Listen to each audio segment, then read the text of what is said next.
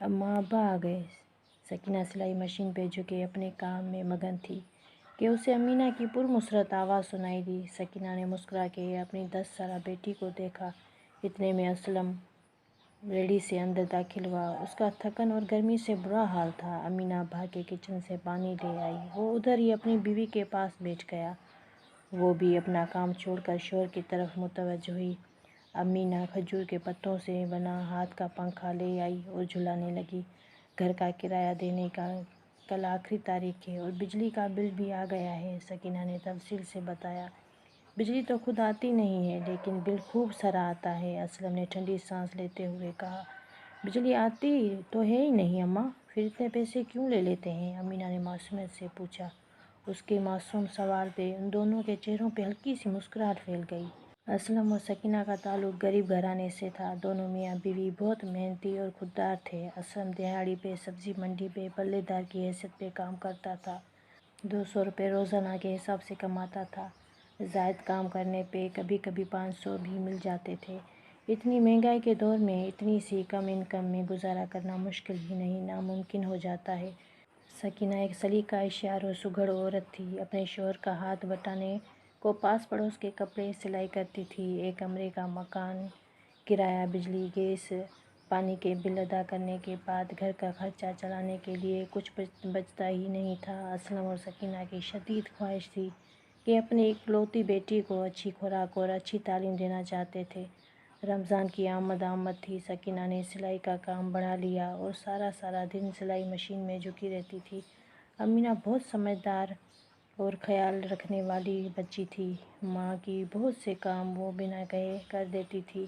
امینہ کے ابا: میں سوچ رہی ہوں کہ اس عید پہ امینہ کو نیا جوڑا بنا کر دوں۔ رات کو صحن میں بچھی چارپائیوں پہ سونے کے لیے لیٹے تو سکینہ نے اسلم کو پکارا۔ وہ جو کچھ آنکھوں میں بازو رکھے آنے والے دنوں کے لیے متفکر تھا، ایک دن سے چونک گیا۔ ارے نیک بخت، عقل تو ٹھکانے ہے تیری!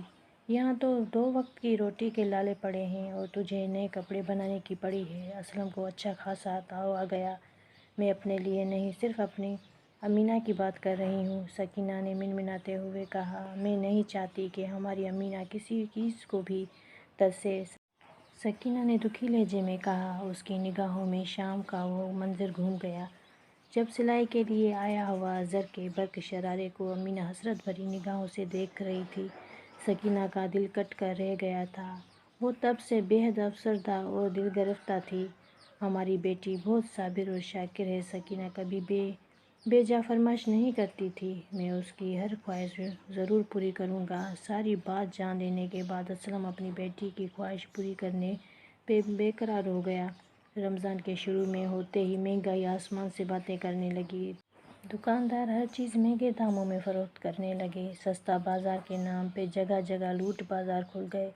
رمضان رحمت کا مہینہ غریب عوام کے لیے زحمت بن گیا۔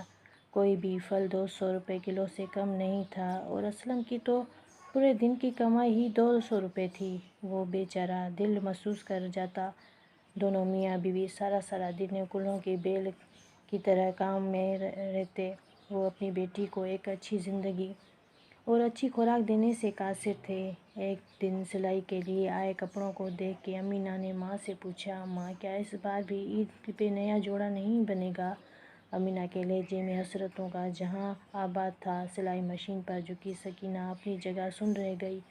اس کی بہت صابر شاکر بیٹی کی زبان پہ حسرت مچل اٹھی۔ آخر تھی ہی تو بچی نا! سکینہ نے ساری بات اسلم کو بتائی۔ اس کی آنکھوں میں آنسو آ گئے۔ اسے سوئی ہوئی امینہ کی پیشانی چومی۔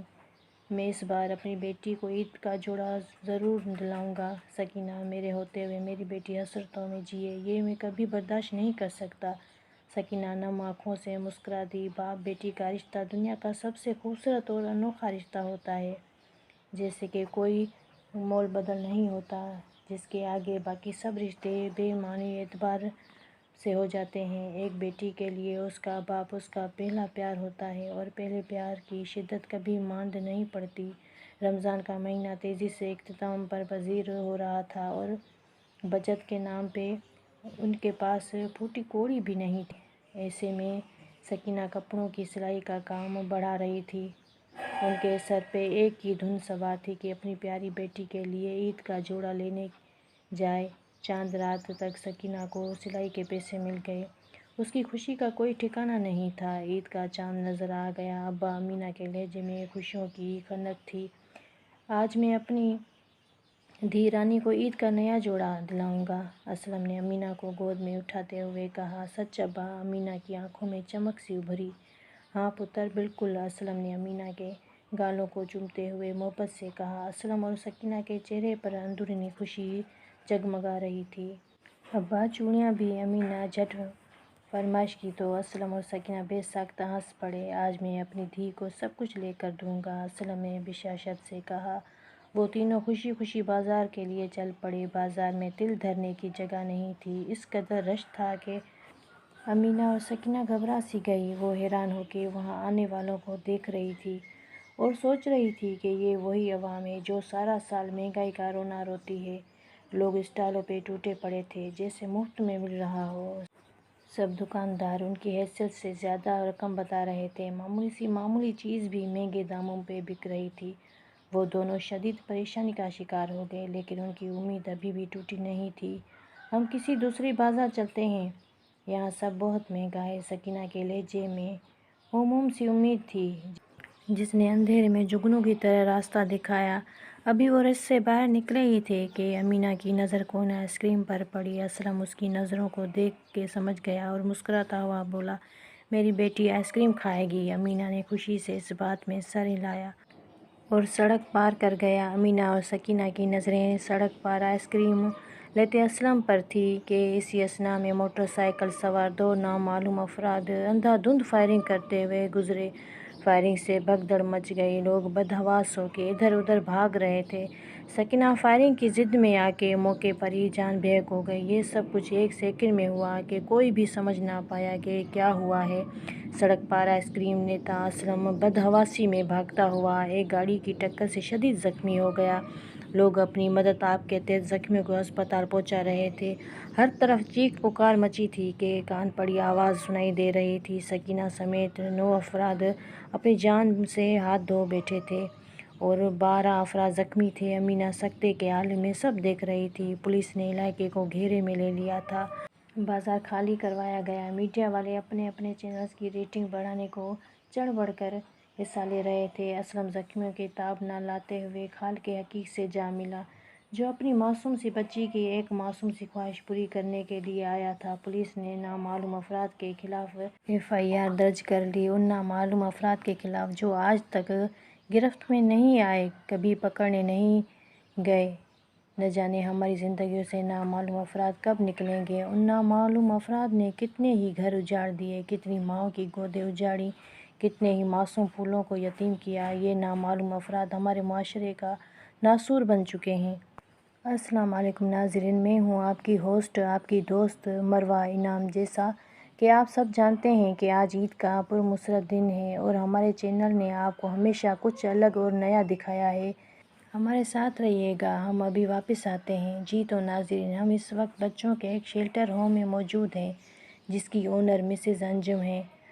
ان جیسے بہت سے مخیر حضرات اس ملک میں موجود ہیں اور ایسے لوگ ہمارے ملک کا سرمایہ ہیں۔ آئیے ہم آپ کو یہاں کے بچوں سے ملواتے ہیں۔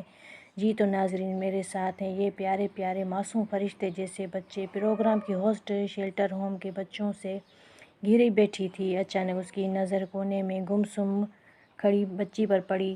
ارے یہ پری جیسی پیاری سی بچی اتنی چپ کیوں ہے؟ پروگرام ہوسٹ نے اس بچی کا ہاتھ پکڑ کر اس کا چہرہ اپنی طرف کیا۔ یہ بچی اصل میں کل ہی آئی ہے، اس کے پیرنٹس کل کے ہونے والے حادثے میں چل بسے ہیں۔ مسز انجم نے بچے کے بارے میں تفصیل سے آگاہ کیا۔